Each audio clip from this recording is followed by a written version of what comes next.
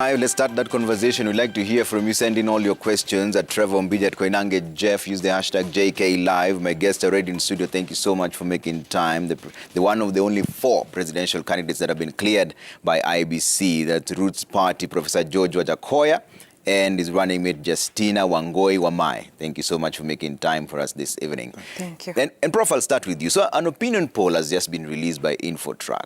Raila Odinga 42%, William Ruto 38%, 20% of Kenyans undecided. The two of you don't show up in any of that ranking. I don't like that company. And when I become the president, if I will find out that it has violated the constitution of the people of Kenya by not really doing what the Kenyans want, I will send them packing. How would you send them packing just because you don't like them? That is a violation of their rights. It's a company that is fully organized, fully operational, has all their licenses. If you disagree with the company as a president, will you send them packing? Let me tell you this. I'm a lawyer of very high repute. And I don't just practice in Kenya only. I practice in the US.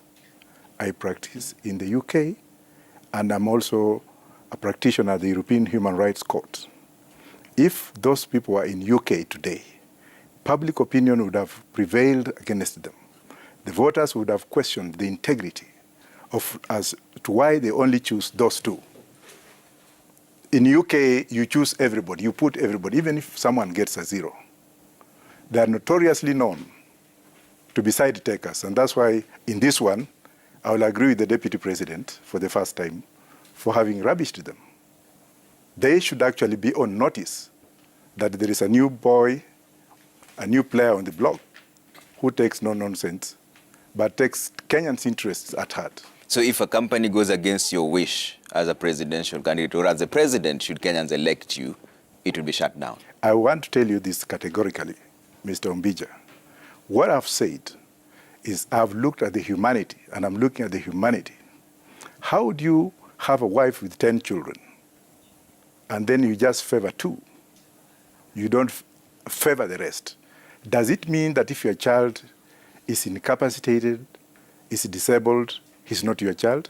We are all Kenyans. They are in Kenya. They are a living entity where they should not be seen to be taking sides. Okay. We have had 55 presidential candidates. Unfortunately, some of my colleagues did not make it on board. I am with them wherever they are.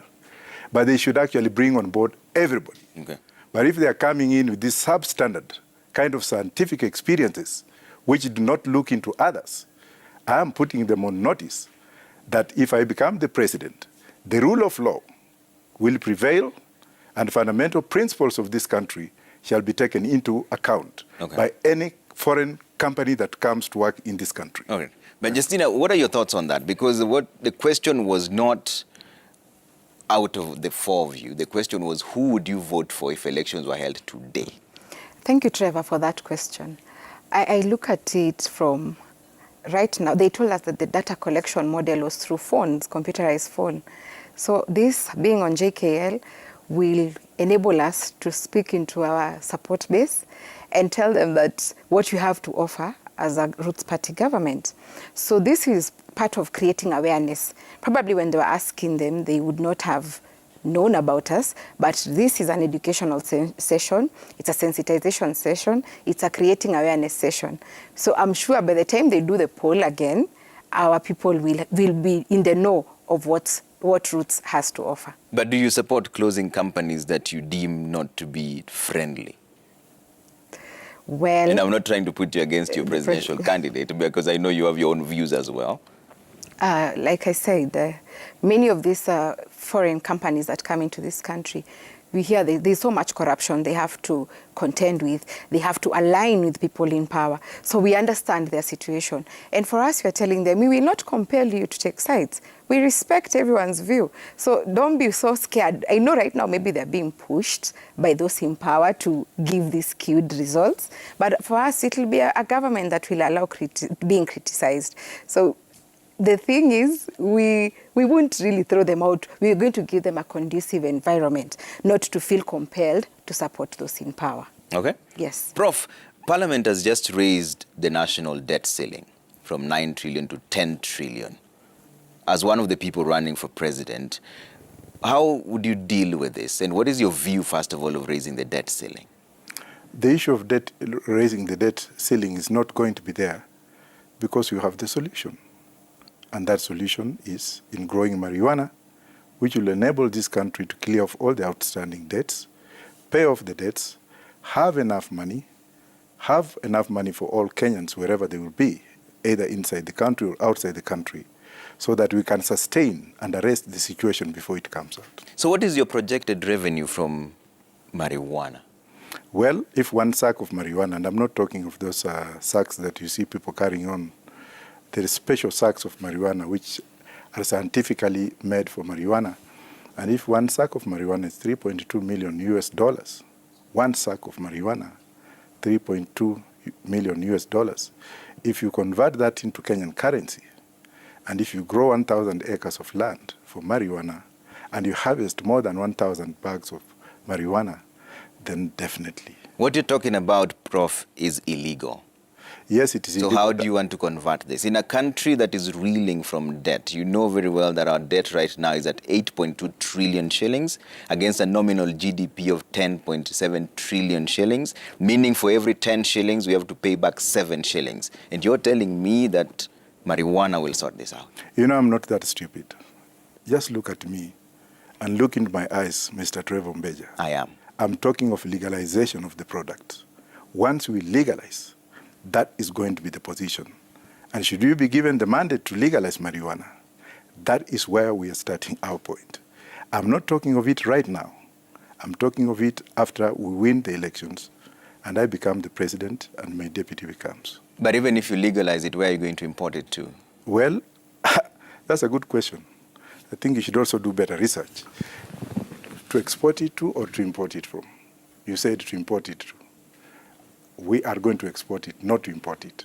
We are going to grow it and export it. I just returned from the United States and Canada during my recent tour. And trust me, there are so many companies in the US that have their hanging out and telling me, please, we have the ready market here. Canada last year alone had got 487 billion US dollars out of marijuana. The United States 2 weeks ago decriminalized marijuana from being a federal offense. We have 22 states in the US that are now officially growing marijuana. The market is there. Israel, the biggest grower of marijuana in the world, has that market, and that's why they actually flew over to Uganda and made an agreement with the Ugandan government to grow marijuana. Currently, they are growing 152,000 acres of land in marijuana. Rwanda has legalized the product. Zimbabwe just legalized the other day. Malawi is now asking, the president of Malawi is now asking Malawians to approve tobacco plants because of the inadequacy of finances that come as a result of that to grow marijuana. South Africa did it, and Morocco is doing it. So the market is really ready and available. So, Prof, yes. What do you say to a woman who just texted you saying, Bangi has destroyed my son's life? He was a normal young man performing well in school, but Bangi has taken away his youth, and now at 23, he does nothing with his life, a liability to himself and the whole family. It pains me deeply when people joke about weed. What do you say to that? Thank you very much. In fact, it should have been classified in the following manner. I do sympathize with her. I do sympathize with her, just like I sympathize with those who are in Mathare Valley, just like I sympathize with those drug addicts who are in rehabilitation centers, just as I sympathize with those rich men who drink whiskey and make accidents on the road. So there is no exception. We should not actually be selective to say, oh, it's only marijuana. Abuse of anything is serious. Violation of something is serious. So I do sympathize with her. It's one of those cases, just like even in men who marry more than 20 wives and spread to all of them HIV. Do we need actually to tell them, or do we need to sacrifice them because of the disease? That's just an unfortunate situation. And because of classical war that we have, a class war that we have between the people who wear suits and those who do not wear suits, those who wear suits and make decisions from outside the country, copy and paste. Those who wear suits and go to some of these big religious places of worship, and I'm not saying every religious worship, they come up with this segmented and this instrumental kind of approach, okay, where they say, this is wrong, this is bad. Okay. I carry my child to school in the morning in a bus. Okay. Another one in Mathare Valley walks to school barefooted. All right. So the issue here is we have a class war, and we have a decolonization and recolonized minds. Yeah. And I'm not talking of that particular lady. Everything has to be regulated. Everything has to be observed. Standards have to be set. Because if you look at that, the US, which has legalized, or Jamaica, which has legalized marijuana, which has got the least number of mad people as compared to 3 million patients we have in Kenya, in Kenyan environment, whereby at least 25% of that 3 million people receive medication as outpatient from Mathare Hospital. So that's how it is. Trevor, allow me to yes, come quickly in. get into that and underpin what Professor is saying about the debt ceiling. This is the situation in context. China had, in 2021, planted 169,000 acres of marijuana, and they made 1.2 billion USD in returns. Now, here is China that has given us 9 trillion in terms of debt. Meaning already we are spending China's marijuana money in our projects. So if you do the math, 169 acres only giving 1.2 billion. And we have Kulalu Galana, 1 million. It was a 1 million acre project that failed, we know, for obvious reasons. So why should we take handouts from China, which is marijuana money, at high interest, yet we have arable land, yet we have the labor that is there, we have youths who are unemployed. I think it's about time we decolonize the minds of our people. So even if we move away from the marijuana conversation, yes, which other ways are you going to plug this gap? Because there's a lot of manufacturing that comes into this. There's also, in terms of infrastructure or development, that comes into this. You cannot base your economic agenda on just marijuana. No. Right? So what else is there? It's not only marijuana. Okay, so we that's have 12 one. points. What's the We are next? also introducing snake farming in this country. Snake farming? Yes, so that we can actually extract poison, snake poison, for purposes of medication. Okay. A lot of people are bitten by snakes in this country, and you have to wait for snake doses from outside the country through pharmaceutical corporations. We have so many snakes in this country, and we have so many snake eaters like the Chinese. One of the ways that you are going to offset of their debt is by taking these snakes, putting them, extracting the poison, and then manufacturing into snake medicine, and then giving the Chinese the rest to eat so that you can tell them to offset of the debt. And what's the third? That's one of that. Okay. That's what's the third? The third one, actually, is coming in and sitting down with Kenyans and looking into modern methods of farming, agro-economic economy. Okay. We want to look into wheat farming. We want to look into domestic farming in terms of the domestic consumables that we have, though they don't yield very high in the market. We have poultry, we have milk, we have dairy farming. We have so many methods. We have also other things that we can do, that we are going to do to subsidize what we have. But the main agenda that we have today, besides the economic infrastructure that we are looking into, is to do what we can do very quickly and offset of the debt in this country.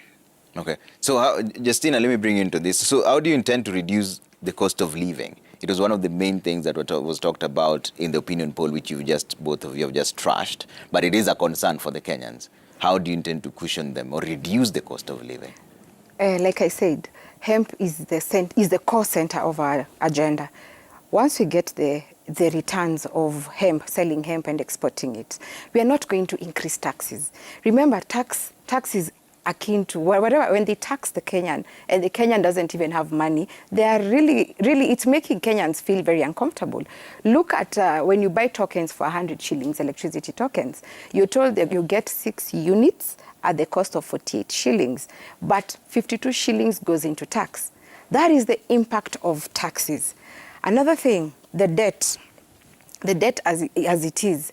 Kenyans are told, the Parliamentary Budget Office actually advised government not to start repaying domestic debt now because it's going to annoy Kenyans. Of course, I think being an electioneering year, they don't want to annoy the Kenyans. But when it gets to that point, they also advise Treasury that the debt ceiling, raising it will be a risk. So the cost of living the high cost of living is due to increase of taxes and increase of debt. But when we have our own marijuana, we won't need to tax Kenyans as a source of funding. We won't need external debt at high interest as a source of funding. We will have our own money. And let me speak into devolution. Devolution, as it is, they get 15% from the national government, which many times it doesn't reach 15%. Our idea as Roots government is to organize these counties back into the 8 provinces. Of course, this is a discussion you're going to have because we've said you're going to suspend the constitution, parts of it, for 6 months. The counties organize themselves into the former 8 provinces. If it's central, they decide whether they want a chief governor. It's up to them. But what we're saying, those counties in that particular region come together and say, we have brought this from Kiambu, we have brought this from Murang'a, we have brought this from Nyeri. They decide how they are going to appropriate their revenue. But then they keep their money and they plan for it. They can only give us 10% for administrative purposes because already national government will have its own income from exportation of industrial hemp. Actually, now we're calling it industrial hemp because we are focusing on the commercialization of it, of aspect of it. So when we look at this marijuana thing and industrial hemp, it's speaking into very many aspects of our manifesto. We also have Roots Care. Roots Care says that as it is, because we'll have the money, we're explaining where we're going to get the money, we're going to give free medical care to the old, vulnerable, and pregnant women. But we go on and say that this money that is used in hospital, we can use it into other aspects when Kenyans are not sick. We don't want to lead a sick nation. So we are going to bring back the organic foods that we usually eat. Like right now, you see when you go into supermarkets, 2 liters of cooking oil goes for 851 shillings. Why don't we do away with that seed oil and use oil from the hemp? Because that is a product. You can use it. It is healthy. It's not going to bring metabolic diseases like cancer and diabetes and high blood pressure. So our manifesto, legalizing hemp, speaks into more of what you're going to do for this country. And let me tell you, Trevor, as it is, leadership and being in presidency has 2 aspects. It has the hard and the soft. The hard being legislations and regulations. Okay. But the soft aspect is about changing mindsets, changing attitudes. And when you speak into the minds and hearts of the Kenyans, where we know, we tell them we are not going to increase taxes, we are not going to increase debt, which results into high cost of living. I believe I speak for everyone. For example, look at our youth. And I'm going to give my life history. I'm 35 years. I graduated from Daystar in 2010. And I did a master's in JKLive in 2014 in procurement. All those 2 advancements in education have been funded by my parents.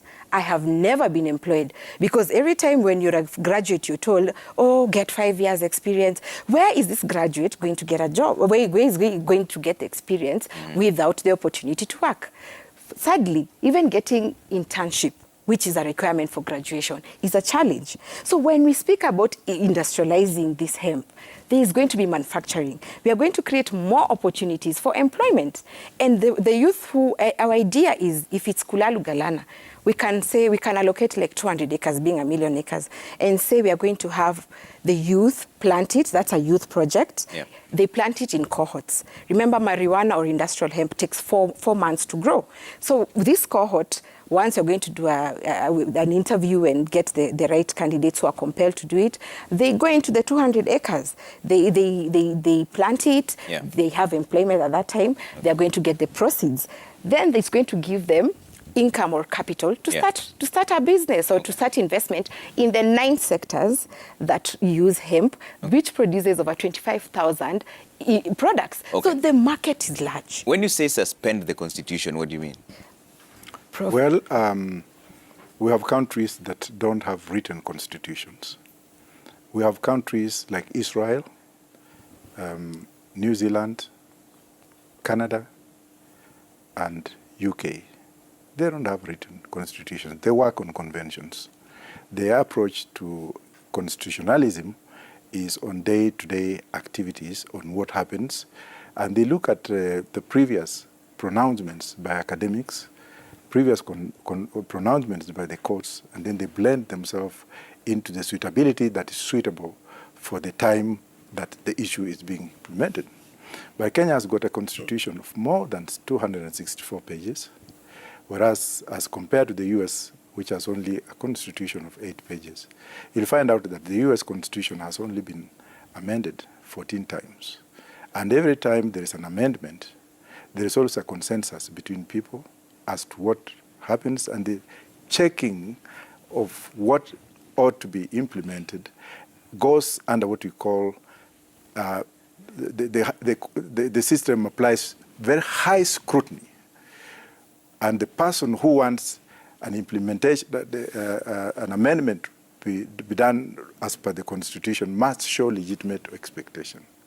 But in Kenya, Kenya has become a land of too much regulations, too many rules, like we have seen on the IBC, where the constitution says 2,000 signatures for a presidential candidate per county. If you go into regulations, the regulation says, in addition, you have to have 2,000 signatures from registered voters. Now, which one is which? Is it the Constitution, or is it the regulating act that has locked out my brothers and sisters from running for the presidency in this country? Now, do we want now to look at that law and keep it senile, or do we need to look at the Constitution again, relook at the Constitution?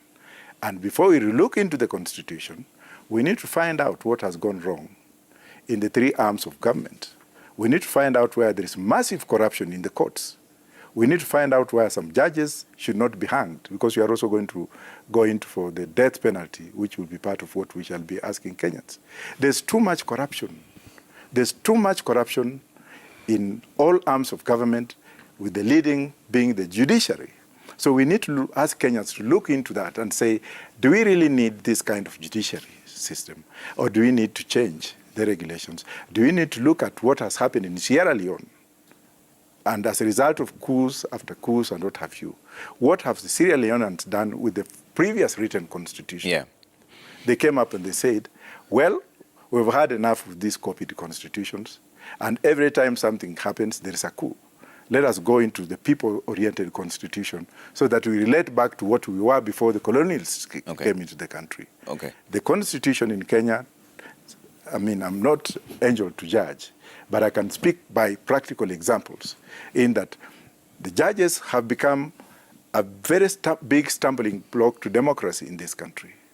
You'll find a case like Chickengate, the IBC case of Chickengate, which we had both sides of the coin, those in UK and those in Kenya that were implemented in that, were actually named in that.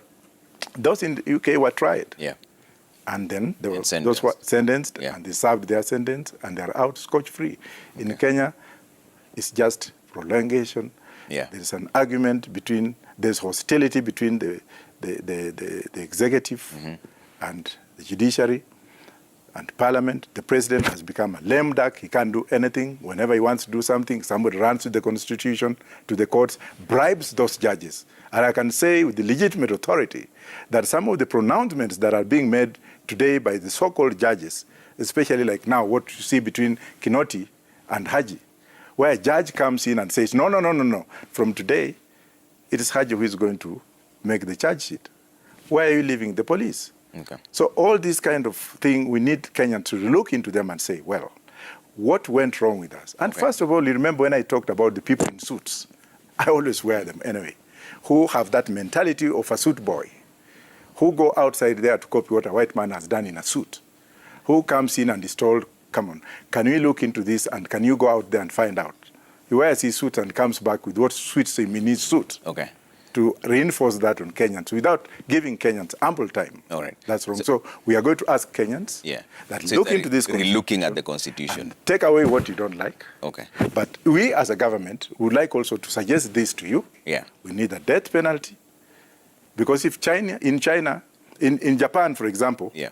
if you suspect yourself to be corrupt, you hang yourself. You commit suicide. In China, if you are suspected to be a corrupt person, you are tried and hanged. In Europe, you go to jail. But in Kenya, you go to parliament. So you, so your proposal of dealing with corruption, Prof, Is death penalty. and that has to come back through a referendum then, so that Kenyans Well, will decide. well, when we suspend the constitution, we shall not have a lot of things. I will be a president. I will be an iron fist president, not a dictator, but an iron fist president who wants the economy of the country to move, who wants Kenya to move, to restore itself to where the late President Mzee Jomo Kenyatta was, so that we get things moving from there, where we become the pearl of economic activities number one pearl of economy in this continent. Yeah. Just like when we lent money to Singapore in 1966, when we lent money to Malaysia in 1966. Yeah. Those two countries have become superpowers, Okay. and we are still down there in the bottom. Okay, but Wangui, even if you're going with the death penalty, which Kenyans will then have to decide, there's the presumption of innocence until proven guilty. There's the court of law process that you're allowed to appeal.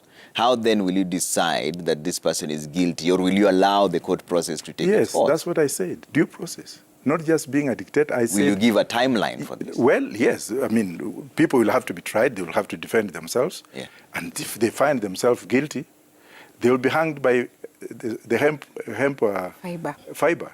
If not, then there's a place in Taita Taveta where some people used to be thrown in the cliff. There will be no way out. Zero tolerance on corruption. I'm sorry I took over from her. I'd like to hear your views as well on this, on how to deal with corruption. When people are corrupt, I think what compels people to be corrupt, and by the way, Kenyans, we have not stolen anything from Kenyans, and we are telling you that we do not have the colossal amount of money, listen to our idea, and vote for change. But when people steal from Kenyans, they're stealing the visions, the aspirations, they're stealing healthcare. Those are people who do not care about Kenyans. They don't care about the future of Kenya. So when they go through the process and they're guilty, we have no alternative. We want to instill the fear that public resources must be respected. But allow me to add on to something. As a woman. There's a lady who said that her son has just lost focus. Yeah. The agenda of Roots Party is to have a country that is productive. We do not want stoners. And how we are going to distinguish the marijuana or the industrial hemp? There are two components in industrial hemp or marijuana. One is the CBD, which gives the fiber or industrial hemp that we want.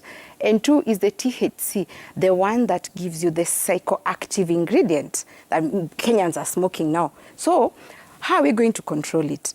We are going to use institutions like KEBS, like KEFI, so in charge of plant health, to have seeds or seeds that are focusing on the regulations that we have, 0.3 component of THC, so that we can yield more of industrial hemp.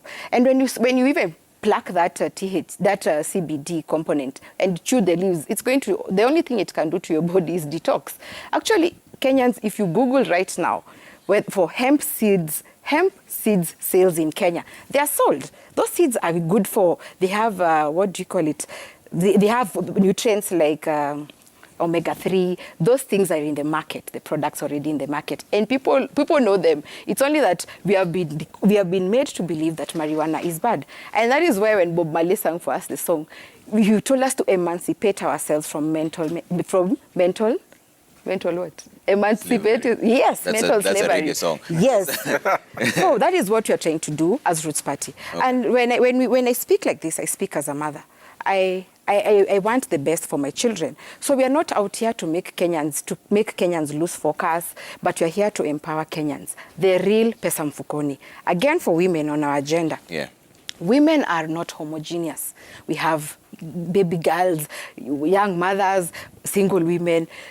And one thing that is what we need as a factor of production in this is land.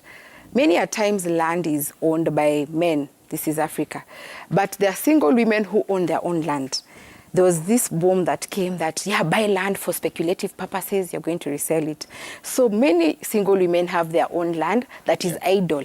So we are going to give them the option of growing marijuana and selling it to government. That money you get from there, you can achieve your dream of building the flat that you want. And for married women, I'm married, and they always say, like Nancy Pelosi used to tell us, I've really listened to her interviews. She says that her husband gives her direction and advice.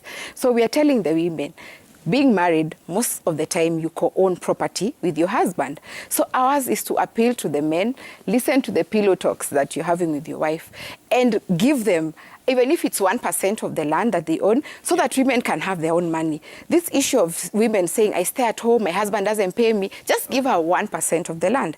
And then also for daughters, we have fathers, uncle, grandfathers, give your daughters 1% of the land so that we can empower her financially. Okay. That is real empowerment for the women. Prof, when are you launching your manifesto? On the 2nd of June. So how many agendas do you have? Well, we have everybody. What do you mean? What are your key points? Well, we have 12 points in our Okay. stuff, and we haven't spoken about employment, 4 days working. We're actually going to unemployment in just a bit. Yeah, we are launching, and we shall let Kenyans know. We shall have the likes of Mbuzi and Lion and our friends from Yaman coming in and emancipating themselves through When? freedom. When are you launching? On the 2nd of June. 2nd of June or July, because we're on the 8th of June now. So July, that's next month. Yes. Okay, you're going through the agendas. Yes. Mm-hmm. So you've mentioned unemployment. How do you want to deal Yes, with that? we are also looking into, and first of all, I must thank the British government. They have just entered into my head and Christina's head, just like the Belgians did. They came and stole my dream, the way the president of Zimbabwe stole my dream and went ahead and legalized marijuana. The British last week came up to experiment what we said in Kenya. You know, Kenya always leads. That's why we've had Obama. And they like stealing. They even stole the East African community motto, and they started that. They have come up with 4-day experimental basis, 4 working day. You remember when we started, we said that we are going to have Kenyans to work for 4 days a week. Fridays will be holiday, and within the 4 working days, we shall have a 24-hour working economy. Then we shall have 8-hour shifts, and people will be paid every 2 weeks, which means that we shall have increased production of labor. From one person working from 8 to 9, we shall have people to work in shifts of 8 hours per shift. I'm sorry, some people are crazy. I know those are your supporters trying to call you. Yeah, and they are seeing me live, and then you see how people, So you're talking about the 4 days working and 3 days holiday. Yes, so we shall have a 24-hour working economy in 4 days a week, 8 hours shift, so that people can work for 96 hours instead of 72, which means that we shall increase production from 1 person in a day to 3 people, so that they can have Friday to replenish. We shall have, so that we can also give Muslims the right to have their Christmas, their day off. Because if you look at the law as it is today, and you look at the Constitution as it is today, it's very discriminatory when it comes to religious freedoms. You'll find out that Muslims who are supposed to worship on Friday only worship for a time, only go to the mosque when they're supposed to be doing other things. When they're doing other things, like those who work for the government have to go to the mosque instead of going for lunch. So Muslims we shall be the first country in Africa to let Muslims to rest on Friday, single parents and co-parenting parents, so that they can have that time to replenish. COVID has really shown us how to do things. Okay. During COVID times, people used to work from home. People did a lot of things. And with modern technology, we shall have to really ease the financial burdens. Instead of somebody traveling from Kiambu to Nairobi to work, if it will depend on the conducibility and feasibility of the arrangement where people can work from home using internet or what have you. Okay. So we shall have a 4-day working economy, 24-hour, 8-hour shift with increased production, so that Muslims can go to the church, to the mosque on Friday, Seventh-day can go to the church on Saturday, and Christians can go on Sunday, with the Rastafarians also choosing in between whatever they want. Okay. That's number 2. Yeah. Number 3. Number 4, we, as Justina said, we want to go into regional governments. We want to restructure devolution by empowering regions to have parliamentary systems so that they can actually legislate on what they want, especially after collecting revenue. If you look at Rift Valley, for example, if we return the older Rift Valley, and you have Rift Valley state composed of counties with parliament in Nakuru, with sources of revenue like, let me say, Narok, they have wheat, they have tourism, and they have livestock. If you go to Nakuru, we have got agricultural farm outputs like potatoes and what have you, so that whatever is actually resourced from counties and sold, let the state government in Nakuru decide as to how much money they will appropriate for and inject back for economic development in their area, and then just give little to the federal government, which will be used to source out instrumentalities. Instrumentalities in terms of, like, for example, if there is a joining factor, a railway joining and passing through other states, which will be the prerogative of the federal government, let that money be used by the government to maintain those kind of infrastructures. Okay. In addition to that also, we want to depopulate Nairobi by probably also suggesting to Kenyans and moving the capital city to have a new administrative city in Isiolo, where you have very big, vast land where you can have development, so that we can leave Nairobi for industrial development. Tanzania has moved their administrative capital to Dodoma, as well as Nigeria moving to the Abuja. And devolution is taking place for economic purposes. Nairobi land is overburdened today.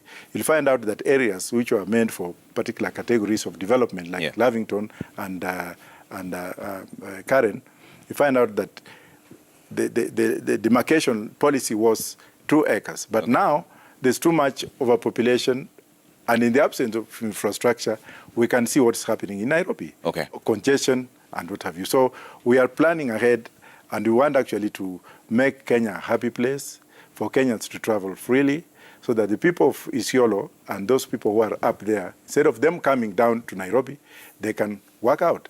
Another issue we are looking into is privatization. We need a privatized economy. The issue of agriculture, for example, we have had a lot of problems with maize farming. We have had a lot of problems with the infrastructure in terms of no subsidies for farmers, where we have things going weird. Yeah. If we privatize agriculture and you have competitors coming in, the sense of production will be very high. We shall have competitive markets. And then this issue of the monopoly, we shall have to do away with it. Like we intend, actually, if possible, if you pay off the Chinese, or if they don't want them to uproot their small metal from Mombasa to Naivasha, because it has put Kenyans into tears. We have had Kenyan businessmen who employed over 1 million porters, 1 million drivers, to actually work on transportation of goods from Mombasa port to the interior of Africa. Those instruments of commerce have now fallen grey, and the businessmen who were actually in transportation business, and as a result of monopoly, have been put out of work. Okay. Loans, people have defaulted in loan payment, and there's a lot of tears in this country. All right. I'm going to ban that port. How do we call it? Dry port? We need a real port, and we need Mombasa people to have their own port. We need Muslims to go to to have their own freedom on Friday. We need Kenyans to have freedom to work freely, to be paid well, to have enough money from the marijuana product. All right. I have to take a quick break here on JKLive. When you come back, some of your questions, there are quite a number of them. We'll pose them to the presidential candidates. They're still with me here, Professor George Wajackoyah and Justina Wangui Wamae, the Roots Party presidential team. They have their own views. We'd like to hear your views as well. See you in just a bit.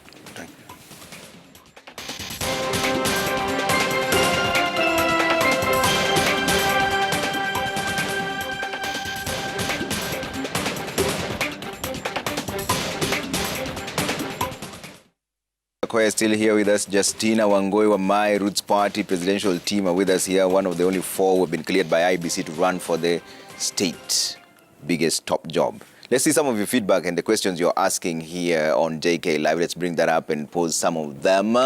Joseph Mayani says, kindly ask them if they have other aspirants like governors, senators, MP, and MCA vying with Roots Party. Quick reaction to that. Yes, we do. Okay. Yes. We have not seen any of them being... No, we don't. What happened actually is our scrutiny method was so rigorous. A lot of them were disqualified at the primary level, just like I was disqualified when I was running for Member of Parliament for Tottenham after the death of Barney Grant in UK. I was disqualified at the primary level just because I was not married, but I had children. They wanted to see a real certificate of marriage. We have applied the same method in Roots, and that's why we didn't care. People came in or have money, and we looked at them. There's a questionnaire for them to fill in, which was actually in tandem with Chapter 6. So if you didn't answer us, just go. So we are, I think, the only party which has really scrutinized our candidates, and you have very few. And we didn't eat their money for free. We know many political parties make you pay party fees and they don't give you the ticket. So us, we are very transparent. We told them, come for the interview. You will pay us your money once you're successful. Yeah. So that sets us apart. But we haven't seen anyone being cleared by IBC. Really? You haven't? We have, all of our candidates have been cleared. Right now we have Naran, Asian, running in Mugumoine, yes. Then we have Arjun, another Asian, running in Parklands. We have another one. We have several, but not those who came with money or party hopping, running from this party to this party, that. Why we told them, excuse me, goodbye. And we are good with that because we don't have sleepless nights. We are sleeping well. Okay. Yeah. All right, let's bring up some of your more feedback coming through on JKLive. Let's squeeze in as many of them as we can here. We have Lloyd Onyango. Says, ask Professor Wajackoyah about what he knows about Robert Ouko's murder and who was after him when he sought asylum in the UK. Why does he feel safer in Kenya now that when he left? Let's keep that and go to the next one because that will be mostly about speculation. Let's take a look at the next conversation that comes in. Erastus Mwanzia says, how is my president going to tackle the issue of high cost of living of consumer goods? You already answered that earlier on. Let's see another one that comes through here and bring in at JKLive. That's a question that you're posing. Patrick Chahasi says, when Professor Wajackoyah says he will suspend the constitution for 6 months, what will happen to the judiciary system? Will they be working for the said 6 months? Definitely we have rules. We already have the system. We have the process. The process will continue. And what we are talking about is we are asking Kenyans to really look into the constitution as we continue the process. So whatever is wrong, they remove it and we move on. Okay. Yes. And it's not just about the judiciary. There's also the National Police Service that comes with that. Yes. How do you intend to deal with that entire system? Yes, as a former police officer, and first of all, I have to thank men and women in uniform, especially the police and the Kenya Army, the armed forces. Of course, their salaries will go up. When it comes to the police, it has become a very unfortunate situation. Kenya police is the only police in the entire world that whose interests are not taken seriously by anybody. Number one, I having been one, and I'm speaking on behalf of every policeman in this country, you'll find out that a graduate police constable today who has taken a loan from HELP and a graduate police inspector today who has also taken a loan from HELP, they earn two different salaries. A graduate police constable earns a constable's salary, and a graduate police inspector earns an inspector's salary. And both of them have a duty and obligation to repay the loan. You tell me the answers on that one. Secondly, if you look at the welfare of the police officers in this country, it is pathetic. How do you expect a police officer in Nairobi to live in a house of 15,000 a month? Recently, a police sergeant was killed in a very muty servant quarter in Nairobi South Sea. The guy who was actually manning routers or what have you. People don't care about the police. You'll find out a whole governor, a prospective governor in Kakamega, Governor Malala, gubernatorial candidate Malala, telling the police that their work is only to do what? To hold guns and anyone can shoot. You expect that man to be my governor? I am going to Kakamega to campaign because that's where I come from. police interests in this country should be taken very seriously, and anyone who abuses the police in this country, that person will be taken to court, just like it is in the UK. In the UK and US, where I've also worked for many, many years as a lawyer, if you point a finger at the police officer who is in the process of arresting a victim, you'll be, and probably the firearm is discharged and the person is killed, you are the one to be indicted for murder. So when it comes to the police, you look at the way they are, look at the Chinese uniforms that they have been given. I am banning them on the 9th of August once I become the president, and because the police officers were not consulted. The police officers were not consulted as per the Constitution as to whether they wanted those uniforms or not. They look like why? The same uniforms, if you go to Shanghai in China or any other city in China, you'll find the Chinese putting on the same uniform. So is Lusaka. Does it mean that somebody in President Uhuru Kenyatta's government went in bed with the Chinese, formed up a bilateral agreement to come and do what they have done to the police without asking them? Okay. I'm speaking for the police. Okay. The police will be remunerated well, just like journalists, teachers, and what have you. And the members of the Fourth Estate, who are also very minimally paid in this country. Yet they do a very big task being members of the Fourth Estate. Okay. They are not given equipment. You'll find a journalist with cameras in a matatu going to cover somewhere. Okay. On his own expense. They will also be paid, and they will become stakeholders in whatever organizations that they work. All right. Justina, there's a question here about how do you intend to regulate this usage of marijuana? Because there's a perception that this will be a free-for-all, where everybody will just be smoking on the streets. Trevor, let me speak quickly about the police. When the police are well remunerated, the fight of corruption, the fight on corruption will be real. A police will not be bribed with very little money, so they're going to aid us in fighting corruption. But about controlling marijuana, Kenyans, we need to open up our minds. Marijuana has two components. CBD, which gives us industrial hemp or fiber, and THC, which gives you the psychoactive ingredient. What we are focusing on as it is the CBD component, the fiber. But as it is, those who are smoking right now are smoking THC, which is readily available, Trevor. People, if you want to smoke, if you're a smoker, you can get it in 2 minutes, you get it. So when we plant the CBD of it, the CBD component, how are we going to distinguish it? CBD has 0.3% of THC. So even if you chew it, it's only going to give you a detox in your body. But THC is supposed to have more than 0.3% to 30%. That one, actually, we're going to tell Kenyans, if you think you're going to be smart, we have outsmarted you, because we're going to bring back the agricultural officers who used to inspect tea and coffee. They will be coming in your farms to ensure that you're planting what roots government has indicated or has stipulated. So when we are controlling, of course, the seed is the CBD. Agricultural officers are going to be there. KEFIS is going to give us the seed that we want as roots government. So already it's controlled.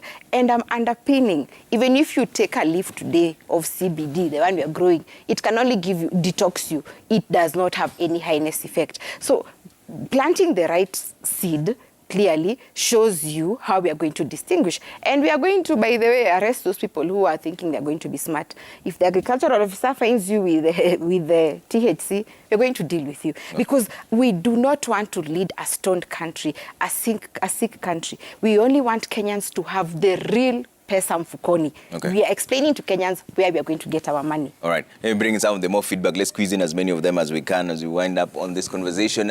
You don't leave a name, but he says, please ask Professor George Wajackoyah and Justina Wangui if they use cannabis. If they do, ask them how are they going to govern the country if they use it. I think that's what you've just explained, because you don't want to talk to you. No, but we didn't answer whether we are using. I've never used, and Prof, we don't use it. We are not focusing on the smoking, guys. We're focusing on the hemp, industrial hemp, and the fiber. Yeah. Yes. Prof, there's a very big misconception between what you're talking about and what the people seem to understand. Now, there's a direct question there. Have you smoked weed? Never smoked, but I'll smoke it on the day I will be sworn in to exorcise the demons from State House, where Kenyatta was buried, Parliament, and KICC.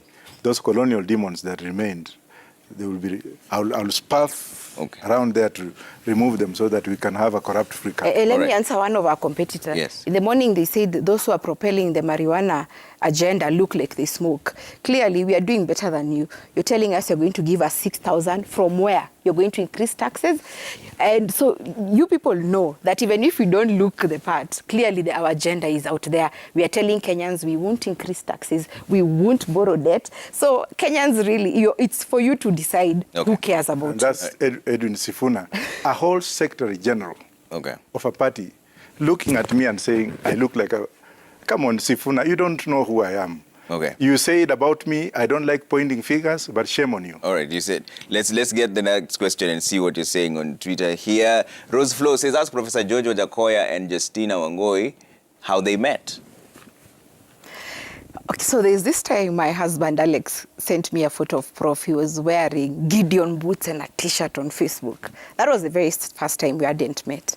But Roots circulated an advert. They were looking for a running mate. Roots is very, very transparent.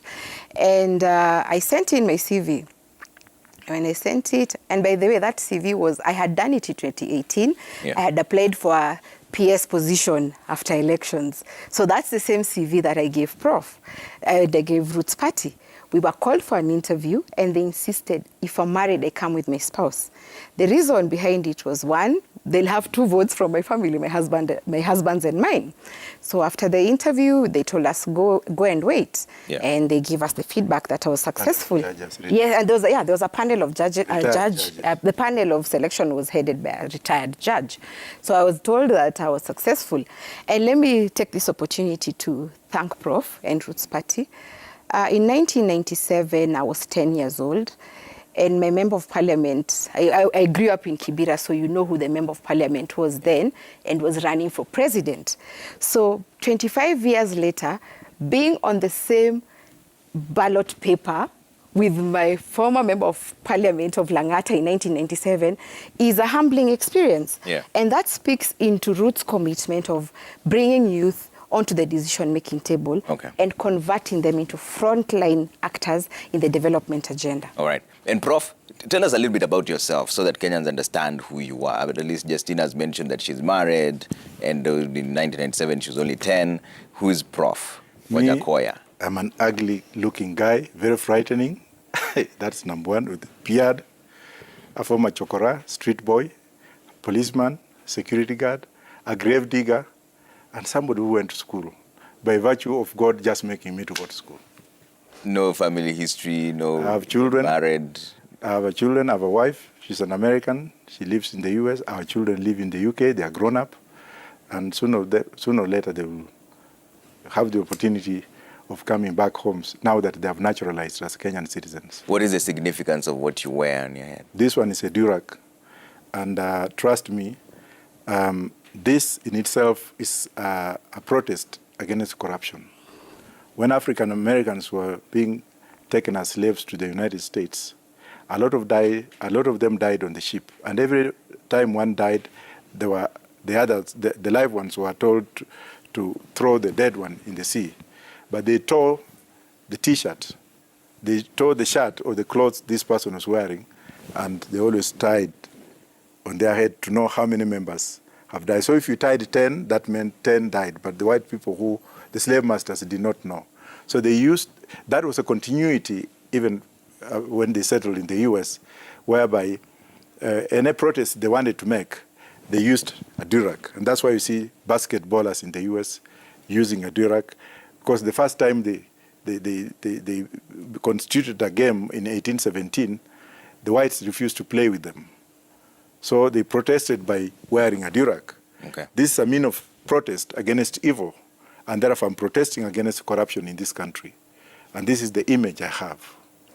You've forgotten to say, Prof believes that vijana ni viongozi wa sasa hivi, not what others tell us that vijana ni viongozi wa kesho. Yeah. All right, let's bring us some of your more feedback as we try to wind up on this. Kiplagat Kipro says, kindly ask Wajackoyah, which cabinet post will he abolish? Secondly, which will be his preferred dress code as president? Will he do away with the durag? No, not at all. This is me, and there are so many young people who are now drawing this. We also have people drawing me on matatus and graffitis. This is my dress code. I'll wear it anytime. How will your ministries be structured? The ministries will be structured once we cross the bridge. I'll ask my deputy and those who will be with us to sit down. It will not be a one-man decision. Okay. So this is how you will look even during a presidential Definitely, function. even you will not be wearing suits. I can wear a suit when I go to court. Okay. It doesn't really. I wear suits when it's. But this is my. I'm very comfortable in this. Very comfortable. No suits or whatever. Of course, I have suits. Okay. Yeah. Many people refer to you as professor. Of what? Well, people ask me. Some of them say it's fake professor. Some of them, oh, no PhD, what have you. But let me take this opportunity and clarify. Out of all the degrees I have, the first PhD I had was conferred to me by Arnold Schwarzenegger through the recommendation of American Heritage University, which was actually a honorary PhD for outstanding academic work that he done in UK and the US.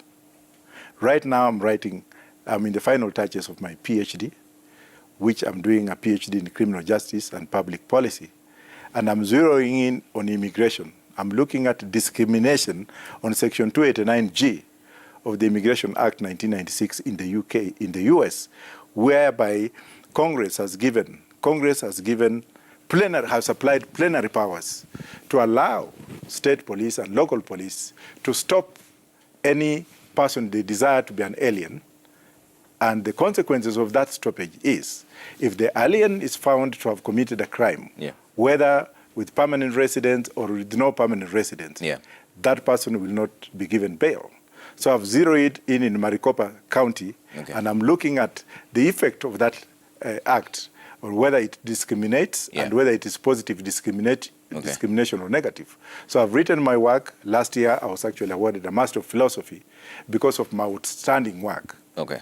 So it is not done yet? It's not yet done yet. Okay. Yeah, but I have a series of degrees and a series of writings. And those who may want to doubt, they can do so by actually making inquiries. Nation newspaper was the first one to doubt me.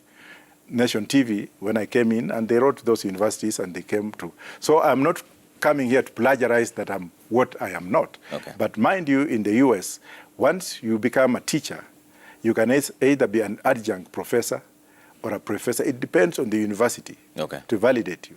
Maureen, let's hear a bit more about you, Justina. How do you describe yourself so that Kenyans understand who you are, where you're coming from? You just mentioned that you're married, but who is Justina? Justina believes in being different. I see myself, in life, when you wait for people to clap for you or appreciate you, they'll never do it. So for me, I see life differently, and I might motivate myself to do things different. My degree was in BCom. But in 2015, when I was so unemployed, I tried to do a TV show. Remember, I was not even a communications major. But I got my friends and I wrote a TV show, a concept, hoping would sell it. It never worked. Actually, sitting on this bench today, I would tell Jeff that that time was really writing to him to have me on the bench just to steal this concept of the bench and use it in my show. So I believe in chance. I believe in seeing yourself and having the aspirations, and also there's something called how do you put it? Being positive energy. If you really, really believe in something, you tell God what you want and leave it to Him. So even this race to State House, as Prof says, that ours we are doing everything step by step. We did not run there to put up 600 billboards before even ABC had cleared us. We are taking things slowly. So in life, take things step by step. Okay. Also being in the business I do is generally male dominated. So I challenge myself into going into new things, doing things that are new. And it's good. It's always a learning experience for me. All right. Let's bring up some of your feedback as well as we wind up on this conversation, and then I'll give you a chance for closing remarks. Thomas Mosoti says, what's Wajackoyah's plan with the education system? Will CBC stay? Well, let me say this one. I've looked at those CBC things and I'm like, wow. But my education system is pegged on a parent, a child, a teacher, a mentor, and the government. Let there be stakeholding between the two. In the US, education is not compulsory. It is the parent who decides the format in which his child should go to school. We should give freedom to the parents. to find out exactly what kind of education they want their children to go to achieve, rather than coming into the top-down mechanism, not bottom-up. I don't believe in bottom-up. The top-down mechanism whereby somebody somewhere, and I repeat that synopsis of a suit man, going to sit down to make policies that injure a person who stays in Turkana, who must be told that you have to use internet, you have to do this to be civilized, instead of being told, let us commingle your culture and what you want and what your parents want that can benefit society from where you are to where we are. Okay. So I believe that parents have a stakehold in the children, and they should be the ones to be consulted first and foremost, rather than somebody going to America and Germany and writing. And that's why our education system is the most foolish system in the world. Not because Kenyans are stupid, but because of the policies we had. Yeah. Somebody goes to America and comes back, Ministry of Basic Education, Higher Education, we are going to do this, we do the American way. We have just removed Kenya from where it was during Jomo Kenyatta's time, the first president, into very dusty situation. Yeah. An A-level from Uganda joins university in London, in UK directly because of their system. Okay. So is Tanzania. But in Kenya, our education has become suspect. If you go to the US and you say, I'm a graduate from Nairobi University, they're like, without knowing that this guy has worked so hard to reach where he is. Okay. But because of the systems of education, where parents are not consulted, where even students are not consulted, especially on research-based kind of mechanism, whereby they can find out from the past, the present, using qualitative or quantitative or both quantitative and qualitative research analysis pegged on the inception to find out the result. Okay. Yeah, somebody just comes. So 844 CBC, none of them work?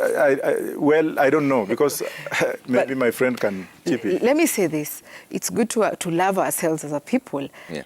And we should love that which is ours before we can make changes. I read in the papers that parents are now taking their children to IGC, the American system. But the difference between the American system and the Kenyan system is something called internationalization.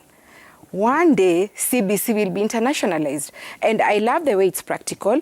Many parents, during COVID, there was this meme that they were saying that fathers go to Kamaki's every evening. So when they come back home during COVID was lockdown, and you hear a father say, hey, Jerry, nilikuacha class 2, because parents were no, Jerry's in Form 3. Parents were never involved. So by forcing parents to come and be part of CBC and being part of the learning journey of the children is something that has changed the family dynamics. So let's not hate it, but probably give it a chance that later in life, it's going to be internationalized. Okay. Yes. All right. Let's bring up some of your feedback as well. Some more questions coming through. Brian Okoth, what is Wajackoyah's net worth? My brain cannot be quantified. but you need resources for companies. Yeah, the resources I have here cannot be quantified. Okay. Yes. Justina? Because there are questions about, in fact, there's been a pegging that if you want to run for presidency in this country, you need at least 20 billion, so to speak. 20 billion that you've stolen from Kenyans over 20 years of being in government. Really, Kenyans, we need to change. And that is why we are talking about industrialized hemp. We want Kenyans to have money in their pockets in a way that when we are coming here to run for the seat again or asking another mandate after 5 years as your president and deputy, you are the ones who will be funding our campaigns. We want Kenyans to have their own money and give them dignity. Actually, bursaries, we are going to scrape it out. Why should parents be here crying for, oh, Mheshimiwa didn't give me bursary? And Mheshimiwas, by the way, I ran for MP in Mavoko in 2017. And after elections, I sat down with the incumbent.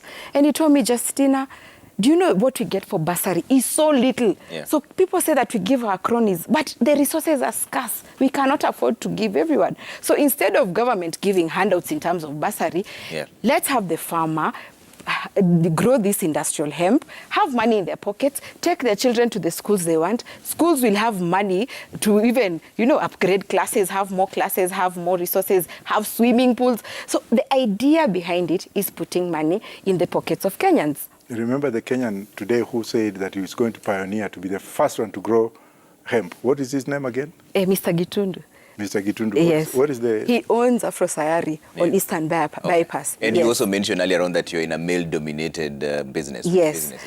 People on Eastern Bypass know me as Ule Madam wa Matinga, we're into excavation and supply of building materials. So everyone on Eastern Bypass, Utawala, Airways, MC, they know me. Ule mama wa matope, wananitanga ndorologist. You know, ndoro in Kikuyu ni matope. Yeah. So when I failed in politics, I went back to be a ndorologist. Okay. Yes. All right, let's see some of your feedback as well as we wind up on this conversation, if there's still a few more.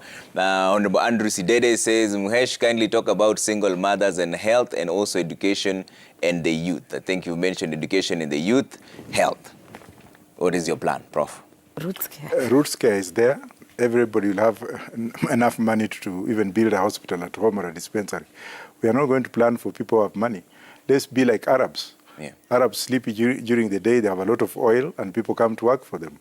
So Kenyans will be able to afford their own system of Medicare without being told how. It will be a process. It will take a long time. So there'll be no bursaries, there'll be no insurance. Everybody is essentially... When you have a lot of money, because our main thing is, can we sustain what we are talking about today?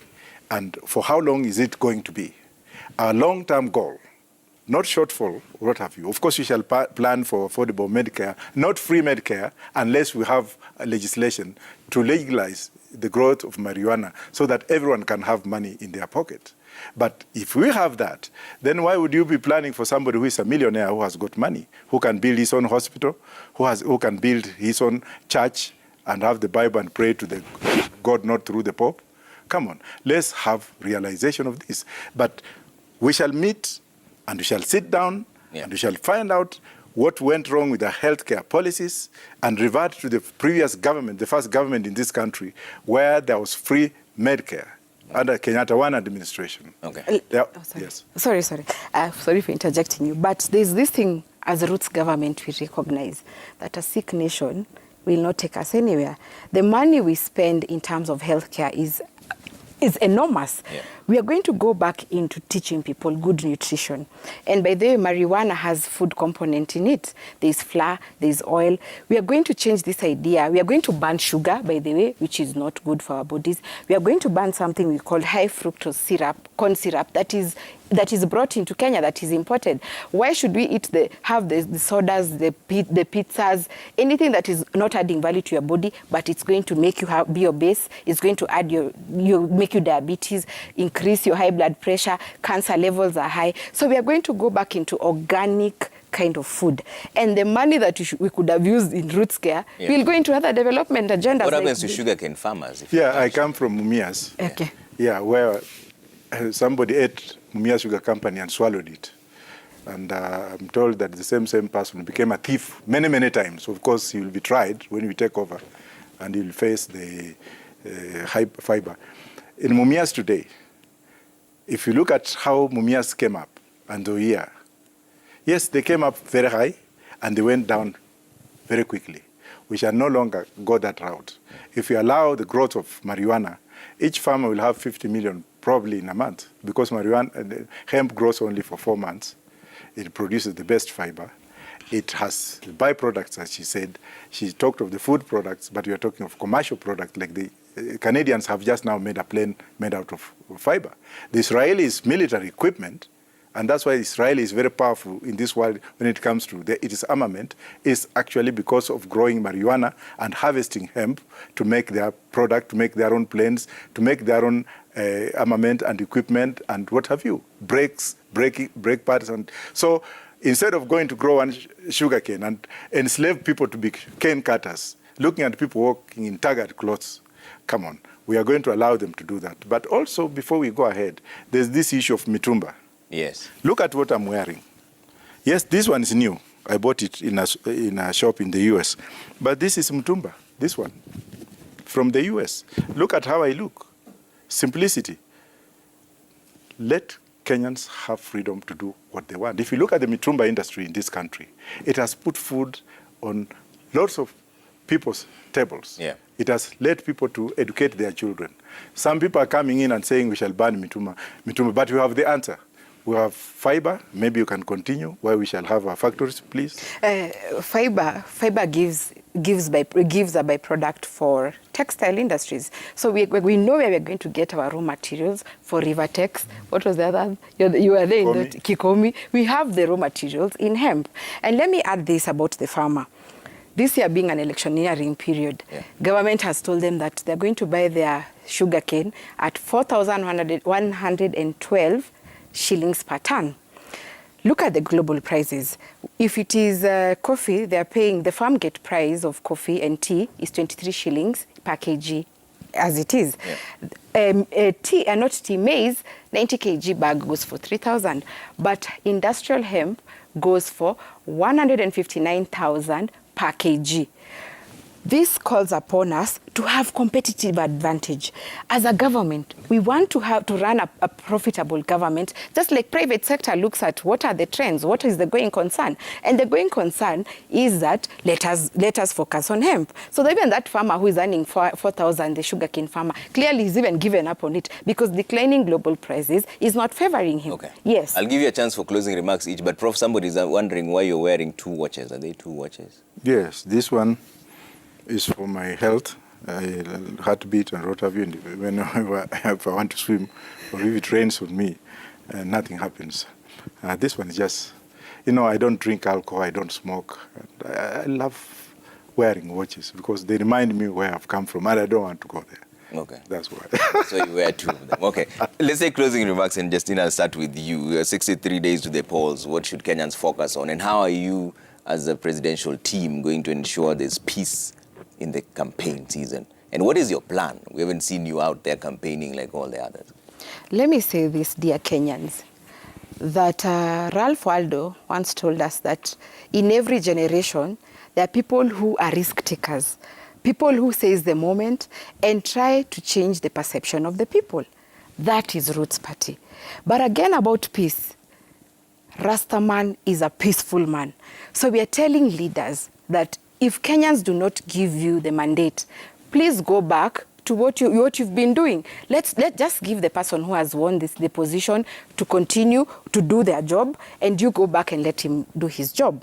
But also, if he calls you upon to work with them, why not? Because the interest of Kenyans is large. So we are here saying, as a Rastaman, we are peaceful people, and you'll not hear any violence from our end. Okay. Yes. Prof, closing remarks. As we are not going to abuse anybody, we are not going to point fingers at anyone. We are asking Kenyans to look at us as we are.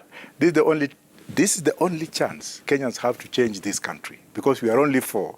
And out of the 4, we have one group, that's me and Justina, that have the real concerns of Kenyans. But if they want to follow money, if they want to be